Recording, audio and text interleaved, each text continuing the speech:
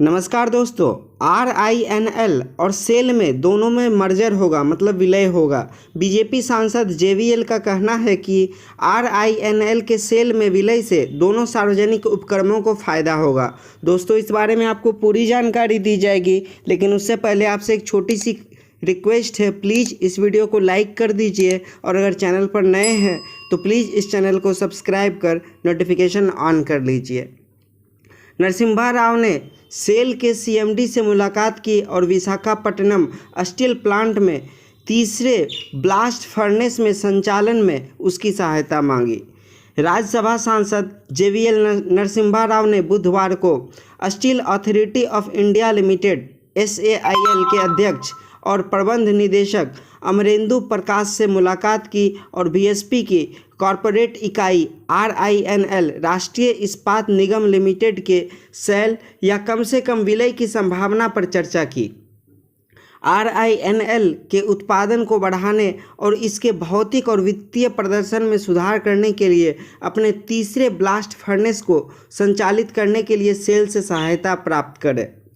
2 सप्ताह पहले RINL के कार्यकारी और कर्मचारी यूनियनों ने श्री नरसिम्हा राव से मुलाकात की और उनसे RINL के सेल के साथ विलय या RINL के तीसरे ब्लास्ट फर्नेस को संचालित करने के लिए सेल से समर्थन मांगने के लिए हस्तक्षेप करने का अनुरोध किया।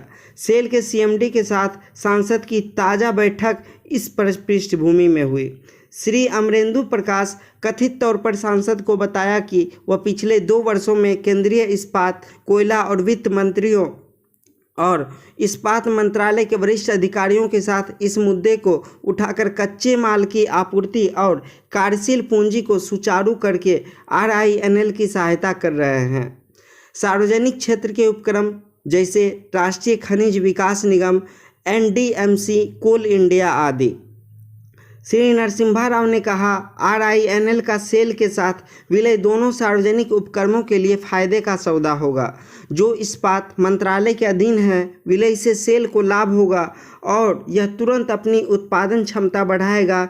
इसे अपनी क्षमता को और विस्तार करने की अनुमति मिलेगी, क्योंकि RINL के पास 19,650 एकड़ की एक बड़ा भूमि बैंक उपलब्ध है और इससे लॉजिस्टिक लागत को काफ़ी कम करने में मदद मिलेगी, क्योंकि RINL एक तट आधारित संयंत्र है। 2 बंदरगाहों तक पहुँच। वर्तमान में सेल कच्चे माल को लैंडिंग बंदरगाहों से दूर स्थित अपने संयंत्रों तक पहुंचाता है, बदले में दूर स्थित संयंत्रों से तैयार उत्पादों को दक्षिण और पश्चिमी राज्यों के बाज़ारों तक पहुंचाता है। RINL में सेल के विलय से इस अतिरिक्त लॉजिस्टिक्स लागत से बचाया जा सकता है। विलय से RINL को काफ़ी मदद मिलेगी और सेल के कैप्टिव लौह अयस्क और कोयला खदानों से कच्चा माल प्राप्त करके इसकी उत्पादक लागत कम करने में मदद मिलेगी। इसे कम ब्याज दरों पर बहुत अधिक कार्यशील पूंजी तक पहुंच मिलेगी। सेल CMD के मुलाकात के बाद एक बयान में सांसद ने कहा, मेरे अलावा YSRCP या TDP के किसी अन्य सांसद ने संसद के अंदर या बाहर RINL की चिंताओं को संबोधित करने की जहमत नहीं उठाई। मैं विशाखापट्टनम स्टील प्लांट, उनके कर्मचारी और राज्य के हितों की रक्षा के लिए काम जारी रखूंगा।